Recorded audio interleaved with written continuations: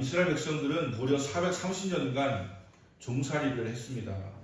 사실 이스라엘 백성들이 애굽에 살긴 하지만 명문 족속입니다. 명문 족속.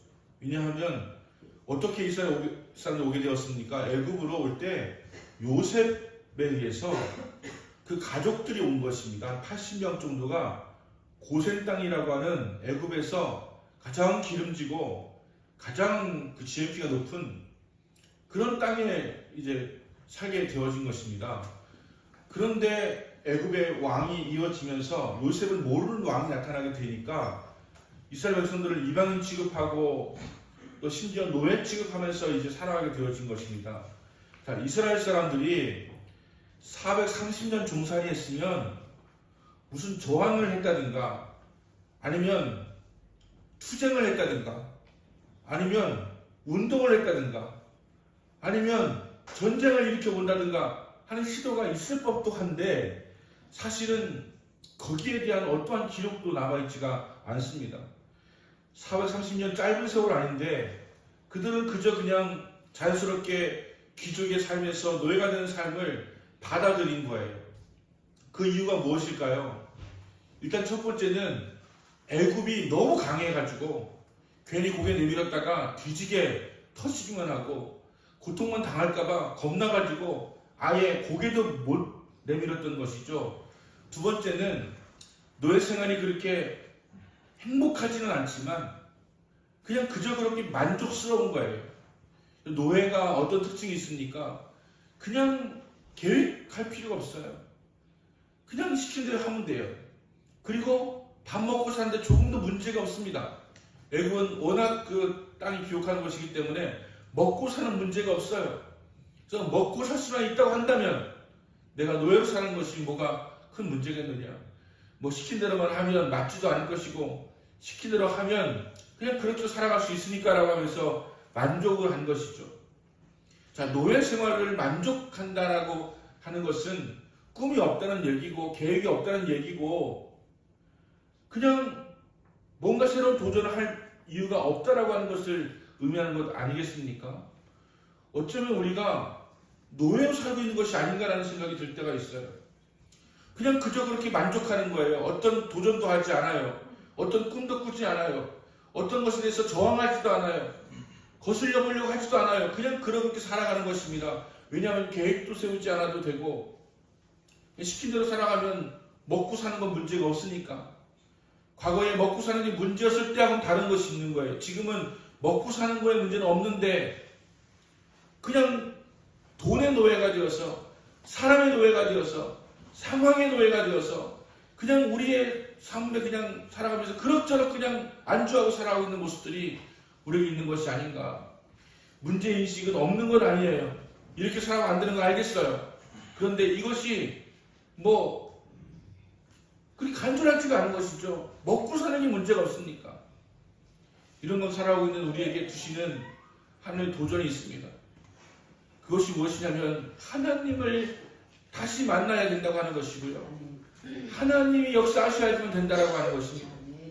이스라엘 백성들이 하나님이 역사하지 않으셨다고 한다면 그들은 그저 노예로 살아가는 것을 영원히 만족하였을 것입니다. 여러분, 노예라고 해서 해방되고 싶은 마음이 없겠습니까? 있죠. 노예라고 해서 자유를 갈망하지 않겠습니까? 있죠. 하지만 자유와 해방의 마음을 가지고 살아가면서도 누군가가 그렇게 해주지 않으면 할 수 없는 그런 삶을 살아가는 거 아닙니까? 그냥 괜히 고개 내밀었다가 고통만 당할 것 같으니까 아무것도 하지 않고 그냥 살아가고 있는 것 아니겠습니까? 저는 여러분에게 탈북자들의 간증이나 탈북자들의 스토리를 좀 들어보라고 권면하고 싶어요. 저는 탈북자들 스토리를 매일 보고 있습니다. 왜냐하면 관심도 있지만 모르겠어요. 저는 그냥 그 사람들을 보면 마음이 짠해요. 그리고 저 사람들을 향해서 기도하고 싶은 마음이 막 생겨나게 되어집니다. 얼마 전에는 정유나라고 하는 그 자매님이 탈북한 스토리를 새롭게 하소서라고 하는 간증을 통해서 듣게 되었습니다. 저는 그 자매를 뭐 간증이 아니더라도 참 많이 봐왔어요. 그리고 보통 내기가 아니구나 라는 생각도 늘 하고 있었습니다. 근데 그게 간증을 합니다. 우선 그는 아버지가 참모자예요. 참모자. 우리나라로 말하면 대령인데 34살의 대령이 될 정도로 대단히 유능한 군인이었어요. 그 참모장의 딸로 살아가면서 나름대로 유복했지만 그는 나만의 드라마를 보면서 여기에서는 꿈이 없다. 여기서는 성공할 수가 없겠다라고 하는 그런 마음이 들어가지고 엄마 아빠하고 상의하지 않고 엄마 아빠한테 말하지 않은 채로 탈북을 결심하게 됩니다. 그리고 아버지가 엘리트 군인인데 아버지한테 말했다가 탈북할 수 있겠습니까? 안 된다는 걸 알기 때문에 몰래 탈북하기로 마음에 결심을 했습니다. 그런데 이제 기차를 타기 위해서 새벽 3시 기차를 타기 위해서 나가야 되는데 그의 어머니가 알아챘어요. 어떻게 알아챘느냐? 평상시에 자기 딸 유나가 계란을 먹으면 노란 자는 안 먹고 흰 자만 먹는데 이번 이상하게 계란 노른자까지 다 먹은 것이 흔적이 없이 다 먹은 것입니다.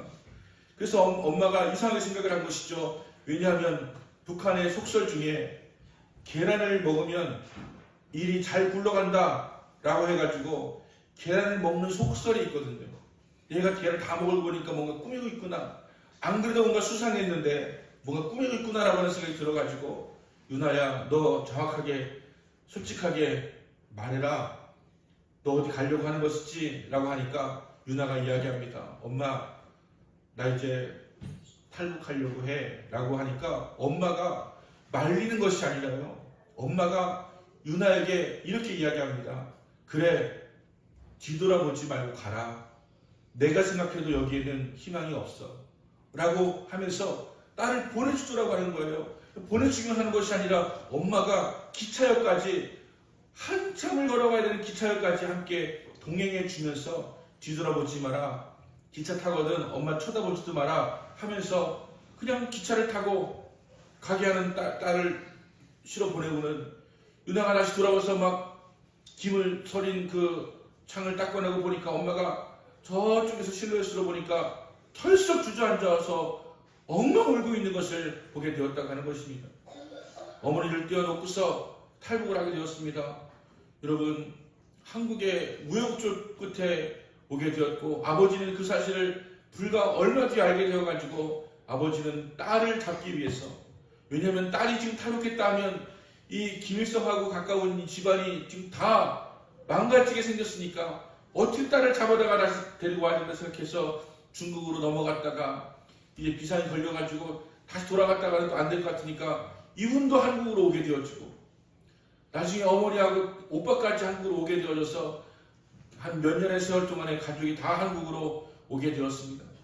정윤아 씨는 늘 이야기합니다. 젊은 친구들에게 헬조선 하는데 진짜 헬조선 데려다 줄까? 이거예요. 북한에 가봐라. 거기가 진짜 헬조선이다. 살 수가 없다. 자유도 없다.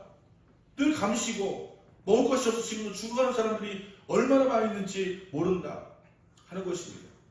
그러면서 정윤아 자매가 이야기하는 것은 그거예요. 어머니가 나를 그냥 기꺼이 그냥 뒤돌아보지 말고 가라라고 했을 때 자신가 예수 믿고 나서 깨닫게 되어진 것은 모세의 어머니 요게벳이 모세를 갈대상자에 담아가지고서 흘려보내면서 여기 있으면 죽으니까 너는 새로운 자유를 찾아서 가라라고 내어놨던 자기 자식인데도 자기가 정말 보호하고 사랑해야 되는 그 자식인데도 그렇게 놓아주었던 바로 그러한 모습과 자신은 같다는 생각이 들었다는 것입니다. 모세를 놓아주었던 그 요괴의 심정으로 어머니가 놓아주었다는 거예요. 어머니가 탈북을 하다가 잡혀가지고 모지 고문당하고 어머니가 그렇게 많이 굶어가지고 통통했던 어머니가 빼짝 말르고 검버섯 입혀가지고 보게 되었을 때 자신은 얼굴도 알아보지 못했대요. 그런데 그 어머니를 다시 만나게 돼서 지금은 함께 살고 있는데 얼마나 좋은지 모르겠다. 요즘 나와서 방송하는데 한국이 너무너무 귀한 곳이다 하는 것을 깨닫게 되었고 아버지가 탈북 가셔가지고 임플란트를 13개 다 했대요. 13개를. 13개보다 더 한 것 같아요. 북한에 있었으면 60이 되기 전에 이빨이 다 빠진대요. 거기는 염장물을 많이 먹어서 이빨이 다 삭아가지고서 이빨을 고칠 수가 없으니까 임플란트는 뭐 할 수 있는 상황이 아니니까 60이 되면 치아가 없는 할아버지 할머니가 되어가지고 살아가다가 60 환자단치는 거기 꼭 한대요. 환자단치가 거기는 드무니까 70이 되면 거의 평균 죽으니까. 그래서 저는 확신하는 것은 북한은 여러분 이제 머지않아서 인구가 우리나라 인구 걱정하지만 북한은 노인도 없고 애도 안 낳는 그런 상황 속에서 지금 1700만 명인데 우리는 5천만 명이거든요. 인구수가 점점 줄어갈 수밖에 없는 구조입니다. 우리는 평균 90을 살고 그 다음 평균 70을 사는데 어떻게 그 숫자가 배겨나가겠습니까? 조금 있으면 그들은 이제 우리와 함께 교류하지 않으면 함께하지 않으면 안 될 것이라고 하는 자각을 하게 될 것이라고 이렇게 여기게 되어지는데 북한 사람들이 꿈꾸는 것이 무엇이겠습니까? 자유예요. 자유. 그리고 해방입니다. 김정은에 의해서 눌려있기 때문에 얼굴 뒤밀었다가는 총살당하고 죽을까봐 말은 못하지만 그들은 자유를 갈망하고 있고 해방을 갈망하고 있는 거예요. 그런데 집단으로 못해요. 못하게끔 기가 막히게 만들어 왔기 때문에 세계에서 가장 강력한 사상 단속과 또 집단 단속은 북한 외에는 없습니다. 그러니까 그들은 지금 자유와 해방을 갈망하면서도 하지 못하는데 한 사람 한 사람씩 탈북하면서 그들은 알게 되어지는 거예요. 자유가 이렇게 소중하구나, 해방이 이렇게 소중하구나 하는 것을 알게 되었다는 것입니다. 정윤아 씨가 남한에 와서 예수를 믿게 되었는데 예수를 믿게 되었어도 그가 제일 먼저 경험한 것은 나이트클럽 가가지고 막 춤추고 막 하는 것에 빠져가지고 매일 가서 나이트클럽 가고 술 마시고 막 이렇게 있는데 어느 날 병원에 입원해서 보니까 그것도 심각한 문제였는데 알고 보니까 암이었다는 거예요. 암 수술도 받고 하면서 그가요 지금은 하나님께 돌아와서 간증을 하고 다니는데 간증이 얼마나 어려웠는지 모르는데 심지어 그의 간증은 삼성그룹 아니면 대기업 그리고 정부 그리고 미국까지도 유엔까지도 가서 연설을 하면서 그가 이제는 세계 3대 투자가인 짐 로저스의 수행 비서가 되어가지고 세계적인 그런 기업가의 비서관까지 되었다라고 하는 것입니다. 여러분 하나님의 은혜가 이토록 크다고 하는 것을 알게 되어지는데 저는 우리 안에 정윤아 씨와 같은 갈망이 있어야 된다고 생각합니다. 여러분 우리는 자유한 것처럼 보이지만 자유하지 않아요. 마음대로 사는 것 자유한 것이 아닙니다. 진정한 자유는 하나님 뜻대로 살아갈 때 하나님 뜻대로 마음껏 살 수 있을 때 그것이 자유하다고 말할 수가 있는 거예요.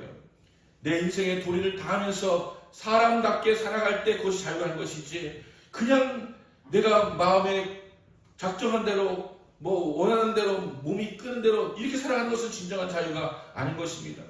노예들도 그 안에 자유한 거예요. 내가 말만 잘 들으면 밥은 먹지 자유한 것이죠. 하지만 그 진정한 자유가 아니지 않습니까? 여러분 다시 하나님을 만나야 돼요. 하나님을 만나야 끝난 것입니다. 여러분 지금 뭔가 안 풀리죠? 뭔가 막혀있죠? 앞에 홍해가 있는 것처럼 보이죠? 여러분 하나님을 만나면 끝이 나는 것입니다. 그냥 노예 생활에 만족하고 살아가는 사람들에게도 하나님 만나면 끝나는 것이 되시는 것입니다. 여러분 하나님을 만나는 것이 우리에게 너무나 중요한데 그런 갈망을 안 가져요. 그냥 그렇게 살아가는 것이 문제가 없으니까 이렇게 살다가 죽으면 되지라고 생각하는데 우리는 죽어서 가는 그 하늘나라도 우리는 생각하지 않고 믿지 않기 때문에 그냥 여기서 그냥 내 마음대로 먹고 즐기며 살아가고 있습니다. 여러분 이것은 하나님 만나지 않으면 노예의 삶과 같은 것입니다. 노예의 근성이라고 하는 것이 있는데 뭔지 아십니까? 먹고 마시면 되는 거예요. 그런데 늘 입에 불평불만을 달고 살아요. 늘 때리는 사람, 억압하는 사람, 지도자, 위는 사람 늘 욕해요. 비난해요. 몰래 숨어가지고 그렇게 합니다. 자기 삶의 개선 전혀 이루어지지 않습니다. 맨날 비난하고 욕하고 비판하고 저주하고 그러면서도 또 노예로 살고 밥 먹고 사는 문제가 없으니까 그런 삶이 우리의 삶이 되어서는 안 된다라고 하는 것입니다. 여러분 우리의 길이 보이지 않습니다. 그래서 앞에 홍해가 막혀있는 것처럼 보여요. 찬양을 우리가 부르면서도 우리 앞에 홍해가 막혀 있어가지고 길이 열리지 않는다면 우리 하나님께서 우리를 걷게 하실 거라고 하는 그런 찬양 있지 않습니까? 그 찬양도 너무 부르시고 또 여러분도 부르셨으면 좋겠고 또 탈북 간증도 여러분 유튜브를 통해서 뭐 다른 거 이 사상적인 거 이런 것만 이렇게 기울여 보지 마시고 우리보다 불쌍하지만 뭔가 갈망이 있는 뭔가 도전이 있는 그런 삶을 살아가는 사람들의 모습을 보시면 많은 도움이 될 것이다 라고 하는 것입니다. 이스라엘 백성들은 하나님을 만나서 끝이 난 것입니다. 하나님 모세를 세우셨어요. 하나님 모세를 통해서 바로의 마음을 강팍하게 하시고 바로를 통해서 이스라엘 백성들을 놓아주시는데 그냥 놓아주시는 것이 아니라 10번의 재앙을 통해서 많은 그런 소와 양과 짐승들과 재물을 가지고 나올 수 있도록 그렇게 만들어 주셨습니다. 지금 그들의 인구가 200만 명입니다. 200만 명. 장정만 60만 명입니다. 60만 명 장정이라고 하는 것은 가정을 가진 남자를 말하는 거예요. 가정을 가진 남자니까 자식하고 와이프까지 하면 200만 명이에요. 어마어마한 숫자입니다. 숫자가 앞으로 나아갑니다. 엄청 기뻤을 거예요. 자유를 원하시면 누가 해주지 않으면 할 수 없는 그 자유를 그들은 누리게 되었으니까 얼마나 기뻤겠습니까? 신이 나와주고서 갔을 것입니다. 모세에 대해서 어마어마한 존경심을 가지고 따랐을 것입니다. 그런데 이제 얼마 가지 않아서 홍해가 앞에 가로막혀 있는 것을 알게 되었습니다. 그리고 또 한 가지 알게 되어진 것은 그 뒤에 애굽의 군사들이 보낸 것을 후회하고 쫓아오고 있다고 하는 것을 알게 되었습니다. 그야말로 사면 초가입니다. 어디로 피할 데가 없어요. 앞으로 나갈 수도 없고 뒤로 물러설 수도 없고 그러니까 또 시작됩니다. 원망하는 것이죠. 하나님 원망하는 것이죠. 우리가 그냥 거기서 그냥 가마솥 걸어놓고 밥 해먹고 일하고 노래 살더라도 밥 먹고 사는 거 죽는 것은 문제가 없었고 죽어도 그냥 거기서 고이 죽어서 거기서 묻히면 되는 것인데 어찌하다가 우리를 이곳으로 불러내어가지고 이 광야에서 죽게 하느냐라고 원망과 불평을 쏟아놓으면서 모세에 대한 불평, 후회가 그들 가운데 일어나고 있는 것입니다. 자, 이제 하나님께서 모세를 통해서 오늘 우리에게 길을 열어주시는 것을 말씀해 주십니다. 여러분, 길이 필요하고 계시죠? 길이. 지금 내가 어디로 가야 될지, 내가 지금 막혀있는 길을 뚫고 가야 되는데 길은 막혀있고 어떻게 가야 될지 모르시는 분 계시죠? 오늘 주님께서 말씀하시는 가운데서 여러분 길이 열린 놀라운 역사가 일어나게 되시기를 예수님으로 축원합니다. 아멘. 사업의 길이 열릴 거예요. 아멘. 진로의 길이 열릴 거예요. 아멘. 여러분 인생의 미래의 길이 열릴 것입니다. 아멘. 하나님이 내시면 길을 열게 되어지는 것입니다. 아멘. 하나님 각권적인 역사하심으로 이제 이스라엘 백성들이 나오게 되었는데 그들 마음속에 불안과 공포와 두려움이 지금 가득한 가운데 있습니다. 그때 하나님께서 이스라엘 백성들에게 말씀을 하십니다. 자, 하나님이 누구신가 하는 것을 우리는 알아야 됩니다. 하나님 누구신가를 희미하게 여기고 있으면 안 됩니다. 하나님은 어떤 분이십니까? 전지전능하신 하나님이십니다. Almighty God이에요. 전지전능하신 하나님이세요. 그분은 못할 일 전혀 없으신 분이십니다. 저 산들도 저 골짜기도 하나님의 작품입니다. 하나님의 것이에요. 우리도 하나님이 지으셨습니다. 하나님은 모든 것을 다 아시는 분이시고 다 하실 수 있는 분이십니다. 그분을 만나면 문제가 끝나는 것입니다. 그래서 우리 하나님을 만나야 되는 것이죠. 어떤 사람은 이야기합니다. 사람이 두려움에 빠지면 첫 번째 일어나는 반응은 회의적이라고 하는 것입니다. 아, 이제 나는 죽는구나. 희망이 없구나. 그럼 둘째는 이기적이 된다는 것입니다. 자기밖에 모른다는 거예요. 남을 생각할 겨를이 없다는 것입니다. 실제로는 고집불통의 행동이 일어난다는 것입니다. 안대망석을 해도 그것을 듣지를 못합니다. 자기가 생각했던 그 고집된 행동을 한다는 것입니다. 네 번째는 근시안적인 사람이 된다는 거예요. 한참도 볼 수 없는 그런 사람이 되게 되어서 당황하게 된다고 하는 것입니다. 여러분, 우리가 두려움 가운데 빠져 있으면 우리는 우물 안의 개구리가 됩니다. 우물 바깥에 어떤 세상인지 알지 못하고 그저 그렇게 거기서 만족하면서 살아가는 인생이 되는 것입니다. 이스라엘에서는 홍해라고 하는 큰 장물을 만나게 되었을 때 이 신앙은 그냥 바닥을 칩니다. 그리고 두려움이 엄습하여서 이제는 아무것도 보이지 않습니다. 어떻게 하면 내가 살 수 있을까? 다른 사람은 중요하지 않습니다. 엄청 이기적인 사람이 되고 그냥 생각의 폼은 작아져가지고서 벗어나지 못하는 그런 근시안적인 사람이 되어서 살아가게 되어지는 것입니다. 이럴 때에 하나님께서 모세에게 말씀하시는 것이죠. 손을 내밀라고. 지팡이를 들고 손을 내밀라고. 어떤 사람들은 모세가 지팡이를 내민 줄 압니다. 지팡이 내민 게 아니에요. 지팡이를 들고 손을 내미는 것입니다. 여러분, 이 손이 얼마나 중요한지 아십니까? 이 손을 통해서 하나님은 역사하기 원하시는 것입니다. 하나님의 손을 통해서 역사하기를 원하시는 것입니다. 그래서 홍해 앞에서 이제 모세가 손을 내밀게 되어질 때 홍해가 갈라지게 되어졌는데 그 동풍이라고 하는 것이 계속해서 불어가지고 이 바다를 가르고 그 가운데를 마른 땅같이 걸어갈 수 있도록 그렇게 주셨다라고 하는 것입니다.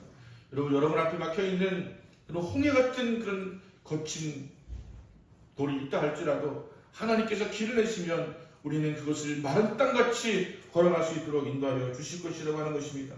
오늘 우리가 하나님의 음성을 들어야 되는데 그 음성의 이 말씀은 세 가지입니다. 첫 번째는 우선 가만히 있으라는 얘기, 가만히 있으라.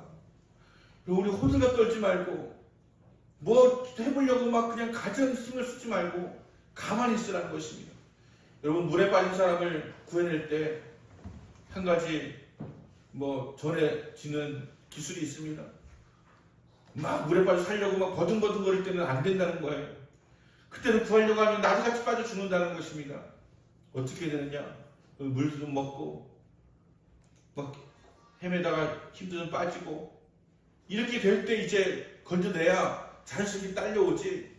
그냥 구해주려고 하는 사람을 있거나 말거나 내가 한번 해보려고 막 이랬을 때는 누가 뭐를 도와주려고 해도 굉장히 무효가 된다라고 하는 것이 힘이 빠져야 그제서야 이제 끌고 나올 수 있는 그런 타이밍이 된다라고 하는 것입니다. 여러분, 우리가 일단 할 게 뭡니까? 지난 시간에 제가 위로부터 능력이 필요할 때까지 이성의 유하라고 하는 말씀을 드렸습니다. 머무르라고 하는 말씀을 드렸습니다. 여러분, 머무르는 시간을 가지셔야 됩니다. 그래서 주님께서 우리에게 행하시는 일을 우리가 보기 위해서 마음의 준비를 하는 것입니다. 주님이 일하시고서 내가 보기를 원합니다 라고 하면서 머물러 있는 시간을 가져야 된다고 하는 것입니다. 가만히 있지 않으면 들리지 않습니다. 여러분, 이것도 하고 저것도 하면서 막 들립니까? 여러분, 뭔가 소리가 들려오면 집중해서 가만히서 들어봐야 그 소리가 들려오는 것 아니겠습니까? 주님의 음성을 듣기를 원한다면 가만히 있어야 됩니다. 가만히 있는 시간을 가지셔야 됩니다. 여러분, 예배 시간, 여러분 일주일 살아가는 시간 동안에 예배 시간만큼 가만히 있는 시간이 있습니까? 지금 여러분 가만히 계시잖아요. 지금 아무것도 안 하잖아요. 가만히 계시잖아요. 가만히 있는 시간, 내가 뭘 하지 않는 시간, 주님의 음성에만 귀를 기울이는 시간, 주님 말씀에만 귀를 기울이는 시간, 주님이 나를 어떻게 인도하시는지에 주목하는 시간, 그 시간을 갖는 시간이 중요하다고 하는 것입니다. 그래서 여러분, 예배 시간이 소중한 거예요. 그래서 Don't stop worship, 예배를 멈추지 마라. Don't stop praying, 기도를 멈추지 마라 라고 말씀을 하시는 것이죠. 가만히 있는 것입니다. 그럴 때에 우리 안에서 두려움이 사라지게 됩니다. 그리고 기도하라고 말씀하는 것이죠. 가만히 있으라고 하는 것은 그냥 가만히 있는 것이 아니죠. 여러분, 기도는 통성으로 막 손을 흔들면서 이렇게 기도해야만 기도하는 것이 아니고요. 우리 가만히 있을 때에 우리의 마음으로 주님의 도우심을 구하면서 주님께 맡기면서 나아가게 되어질 때 그것이 기도가 되는 것입니다. 기도하면서 하나님께 간구합니다. 주님, 길을 내주세요. 제가 길이 막혀 있습니다. 길을 내주세요라고 간구하고 기도하는 거예요. 갈망하는 거예요. 그럴 때에 하나님께서 역사를 하시는 것을 우리가 보게 된다고 하는 것입니다. 그리고 하나님의 때와 시간을 기다리라고 하는 것입니다. 여러분, 때를 기다려야 돼요. 하나님께서는 하나님의 때 역사하십니다. 가장 좋은 때 역사하십니다. 그래서 하나님의 때를 우리가 바라보고 나아가면서 기도하면 하나님의 때에 하나님께서 반드시 이루어 주신다라고 하는 것입니다. 첫 번째, 가만히 있으라고 한다면 두 번째는 15절 말씀을 보니까 여호와께서 모세에게 이르시되 너는 어찌하여 내게 부르짖느냐 이스라엘 자손에게 명령하여 앞으로 나아가게 하라. 부르짖는 걸 좀 멈추고 이제는 앞으로 나아가라라고 말씀하십니다. 여러분, 행하지 않으면, 행동하지 않으면 이루어질 수가 없는 것입니다. 이스라엘 백성들 하여금 앞으로 나아가게 하는 것입니다. 여러분, 순종하기가 어려운 것이죠. 알죠, 여러분? 왜 모르겠습니까? 지금 앞이 막혀있잖아요. 어떻게 나아갑니까? 홍해가 있는데 어떻게 나아갑니까? 지금 돈이 없는데 어떻게 일이 풀려집니까? 사랑이 없는데 어떻게 해결이 되어지겠습니까? 아무 방법이 없는 것처럼 보이지 않습니까? 그런데 앞으로 나아가라고 말씀을 하시는 거예요. 앞으로 나아가라. 나아가게 하시는 그런 것에 순종하게 되어질 때에 그들이 하나님의 역사를 보게 되더라고 하는 것입니다. 이스라엘 백성들의 눈에는 홍해 밖에는 안 보입니다. 하지만 하나님의 눈에는 갈라진 홍해가 보이는 것입니다. 그 갈라진 홍해를 보시고 우리에게 나아가라고 말씀을 하시는 거예요. 우리는 갈라진 홍해를 향해서 나아가게 되어지는 것입니다. 믿음으로 없죠. 믿음으로. 하나님을 만나면 끝나는 것이고 하나님을 믿으면 끝나는 것입니다. 그래서 믿음으로 나아가니까 갈라진 홍해를 보시고 인도하시는 하나님을 만나게 되어지는 것입니다. 행동하지 않고 우리가 하나님 홍해를 갈라 놓으시고 나가라고 하시죠 라고 할 수 있겠지만 하나님은 늘 그렇게 우리에게 요구하세요. 하나님은 늘 그렇게 하실 수 있는 분이시지만 우리에게 작은 믿음을 요구하세요. 너 내놔. 너 내려놔. 그리고 앞으로 나아가 라고 말씀하실 때 우리에게 작은 믿음이 필요하지만 하나님은 그 작은 믿음을 보시고 우리 가운데 놀라운 역사를 이루시더라고 하는 것입니다. 그렇기 때문에 우리는 주의 말씀에 순종하여서 앞으로 나아가는 것입니다. 그냥 아무것도 없는 앞으로 나가는 것은 어렵지 않죠. 하지만 홍해가 막혀 있는데 앞으로 나가는 것 어려운 것입니다. 하지만 하나님께서 나아가라고 하시니까 나아가는 거예요. 세 번째는 복종하라고 말씀을 하시는 것이죠. 16절에 보니까 지팡이를 들고 손을 바다 위로 내밀어 그것이 갈라지게 하라. 갈라지게 하라고 하신 것이 갈라졌다라고 말씀하신 것은 아니에요. 갈라지게 하라고 손을 내밀어 갈라지게 하라고 말씀을 하시는 것입니다. 그래서 모세가 지팡이를 들고 손을 앞으로 내미니까 그 홍해가 갈라지더라고 하는 것입니다. 여러분, 홍해를 마른 땅같이 건너게 되는 놀라운 하나님의 역사를 경험하게 되어지는 것입니다. 21세기에는 가장치다는 말씀일까요? 21세기에는 홍해 갈라지는 것 있을 수가 없는 일일까요? 하나님의 기적은 2000년 전에 멈춘 것일까요? 그렇지가 않습니다. 하나님 지금도 우리 가운데 역사하셔서 지금도 홍해를 가르실 수 있는 하나님이십니다. 그저 홍해만 가르신 것이 아니라 애굽 병사들의 마음을 강박하게 하셔가지고 너네들이 홍해 바다에 뛰어들어 그러면 나도 뛰어든다 라고 하면서 이스라엘 백성들이 그 땅을 건너온 후에 그들이 홍해에 진입하여 가지고 거기에서 온갖 병마와 마병과 군사와 모든 것이 다 거기에 침몰되었다라고 하는 것입니다. 하나님은 우리의 대적과 우리의 원수까지도 다 침몰시키시고 승리케 하신다라고 말씀을 하고 있는 것입니다. 그럼 여러분, 우리 앞에 홍해가 가로막혀 있다고 여기시는 분들 지금 너무 답답하고 너무나 꽉 막혀 있는 것 같고 그냥 소화 불량이고 그리고 모든 것이 캄캄해서 보이지가 않고 모든 것이 뿌연해서 보이지가 않고 이렇게 되어졌을 때에 하나님 우리에게 말씀하는 것이 무엇입니까? 첫째는 가만히 있어라. 두 번째는 행동해라. 세 번째는 순종하라. 이렇게 말씀을 하시는 거예요. 이것이 그저 그런 말씀이 아니고요. 하나님께서 이미 역사하신 그리고 지금도 이루실 그런 말씀이라고 하는 사실을 기억하시고 답답하신 분들 하나님을 만나시기 바랍니다. 그리고 하나님을 구하시기 바랍니다.